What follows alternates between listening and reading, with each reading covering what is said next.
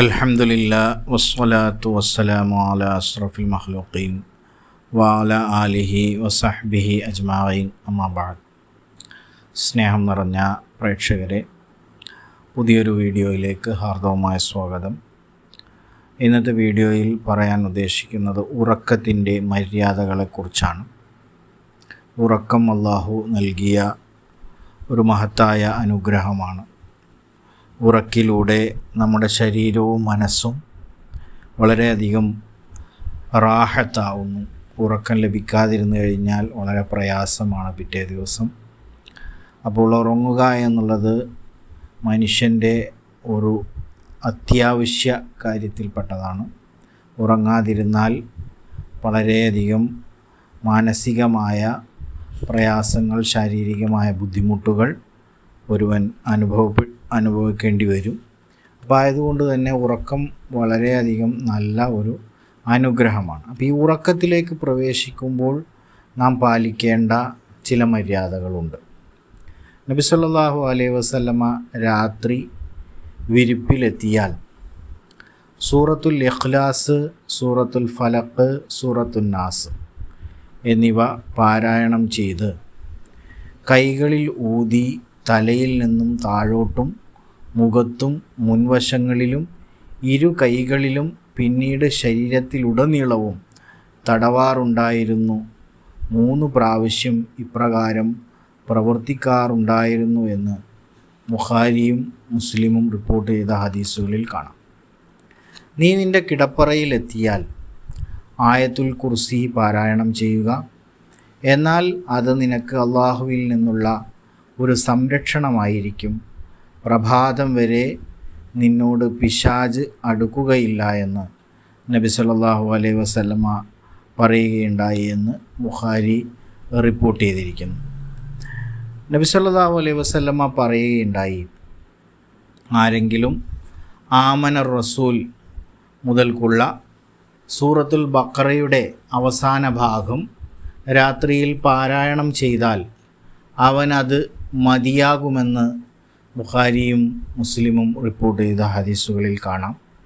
അതുപോലെ തന്നെ ആരെങ്കിലും വിരിപ്പിൽ നിന്ന് എഴുന്നേറ്റ ശേഷം തിരിച്ച് അങ്ങോട്ട് തന്നെ ചെന്നാൽ വിരിപ്പ് 3 തവണ തട്ടണം.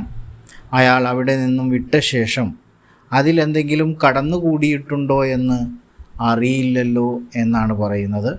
പിന്നീട് ഇങ്ങനെ ചൊല്ലുക: ബിസ്മിക റബ്ബി വളഅ്തു ജംബി വബിക അർഫഉഹു വ ഇൻ അംസക്ത നഫ്സി ഫർഹംഹാ വ ഇൻ അർസൽതഹാ ഫഹ്ഫൾഹാ ബിമാ തഹ്ഫളു ബിഹി ഇബാദിക സ്വാലിഹീൻ.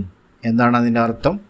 എൻ്റെ രക്ഷിതാവേ, നിൻ്റെ നാമത്തിലാണ് എൻ്റെ പാർശ്വം ഞാൻ വെക്കുകയും ഉയർത്തുകയും ചെയ്യുന്നത്. എൻ്റെ ആത്മാവിനെ നീ പിടിച്ചു വെക്കുകയാണെങ്കിൽ നീ അതിനോട് കരുണ കാണിക്കണമേ. അതിനെ നീ വിട്ടുതരികയാണെങ്കിൽ നിൻ്റെ സദ്വൃത്തരായ ദാസന്മാരെ സംരക്ഷിക്കുന്നത് കൊണ്ട് നീ അതിനെയും സംരക്ഷിക്കണമേ. ബുഖാരിയും മുസ്ലിമും റിപ്പോർട്ട് ചെയ്ത ഹദീസിൽ ഈ ദുആ കാണാം. അതുപോലെ തന്നെ ഉറക്കത്തിലേക്ക് പ്രവേശിക്കുമ്പോൾ നമുക്ക് ചൊല്ലാവുന്ന ബിസ്മിക അല്ലാഹുമ്മ അമൂതു വ അഹ്യ. അല്ലാഹുവേ, നിൻ്റെ നാമത്തിൽ ഞാൻ മരിക്കുകയും ജീവിക്കുകയും ചെയ്യുന്നു. ഇത് ഏറ്റവും ചെറിയ ദുആയാണ്. അതെങ്കിലും നിങ്ങൾ കൃത്യമായി പാലിക്കുക. അലി റളിയല്ലാഹു അൻഹുവിനോടും ഫാത്തിമ റളിയല്ലാഹു അൻഹായോടും നബി സല്ലല്ലാഹു അലൈഹി വസല്ലമ ഇപ്രകാരം ഉപദേശിക്കുകയുണ്ടായി. എന്താണ്? നിങ്ങൾക്ക് ഒരടിമയെ കിട്ടുന്നതിനേക്കാൾ ഉത്തമമായ ഒരു കാര്യം ഞാൻ പഠിപ്പിച്ചു തരട്ടെയോ? നിങ്ങൾ 2 പേരും കിടന്നുറങ്ങാൻ വിരിപ്പിലെത്തിയാൽ 33 പ്രാവശ്യം സുബ്ഹാനല്ലാഹ് എന്നും അതുപോലെ തന്നെ അൽഹംദുലില്ലാ എന്ന് 33 പ്രാവശ്യവും അല്ലാഹു അക്ബർ എന്ന് 33 പ്രാവശ്യവും ചൊല്ലുക. അതാണ് ഒരടിമയെ കിട്ടുന്നതിനേക്കാൾ നിങ്ങൾക്ക് ഉത്തമം. നബി സല്ലല്ലാഹു അലൈഹി വസല്ലമ ഹാമീം, സജദ, തബാറക്ക എന്നീ സൂറത്തുകൾ പാരായണം ചെയ്യാതെ കിടന്നുറങ്ങാറുണ്ടായിരുന്നില്ല എന്ന് തിർമുദി റിപ്പോർട്ട് ചെയ്യുന്നു. അതുപോലെ തന്നെ ഉറങ്ങുന്നതിന് മുമ്പായി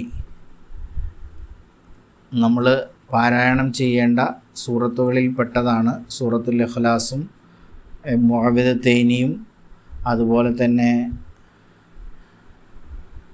ആയത്തുൽ കുർസിയും അതുപോലെ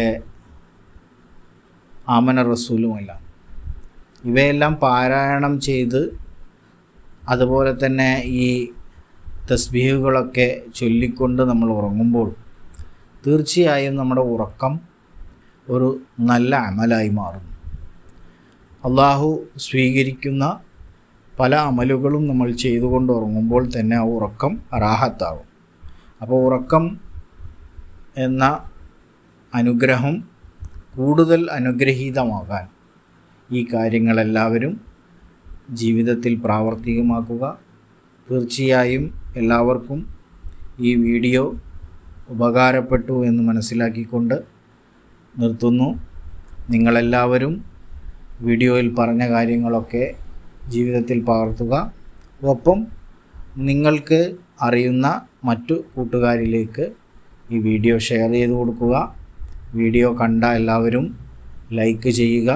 ഇതുവരെ ഈ ചാനൽ നിങ്ങളാരും സബ്സ്ക്രൈബ് ചെയ്തിട്ടില്ലെങ്കിൽ സബ്സ്ക്രൈബ് ചെയ്ത് സപ്പോർട്ട് ചെയ്യുകയും ചെയ്യുക. Thank you for watching. Have A wonderful day.